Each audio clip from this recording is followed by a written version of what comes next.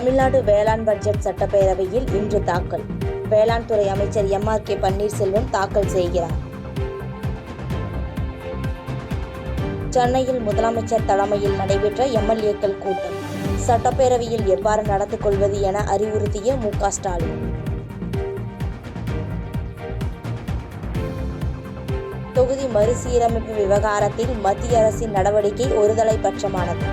அனைவரின் கருத்துக்களை கவனத்தில் கொண்டு முடிவு எடுக்கப்பட வேண்டும் என கேரள முதலமைச்சர் பினராயி விஜயன் வலியுறுத்தல்.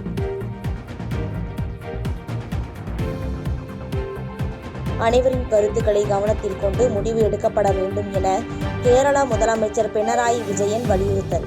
தமிழ்நாட்டின் ஹிந்தி எதிர்ப்பின் நிலைப்பாடு தவறானது என ஆந்திர துணை முதலமைச்சர் பவன் கல்யாண் கருத்து.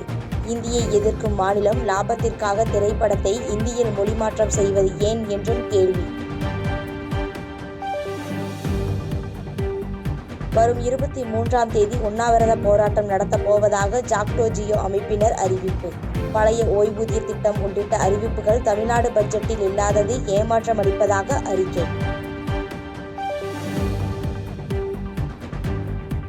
பஞ்சாப் பொற்கோயிலுக்குள் புகுந்து இரும்பு கம்பியால் தாக்குதல் நடத்திய அடையாளம் தெரியாத நபர். சேவகர்கள், பக்தர்கள் என 5 பேர் காயம். காவல்துறை தீவிர விசாரணை.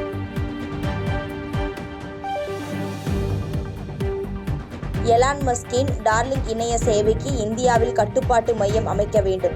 டார்லிங்க் நிறுவனத்திடம் மத்திய அரசு அறிவுறுத்தியதாக தகவல்.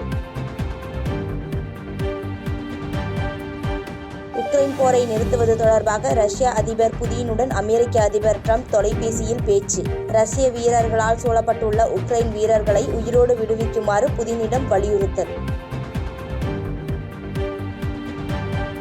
கனடா நாட்டின் புதிய பிரதமராக பதவியேற்றார் மார்க் கார்னி.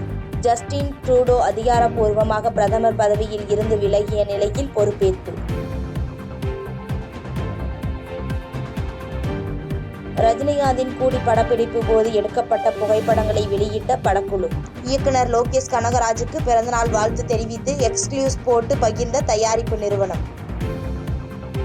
பாதகம் செய்பவரை கண்டால் நாம் பயம் கொள்ளலாகாது பாப்பா.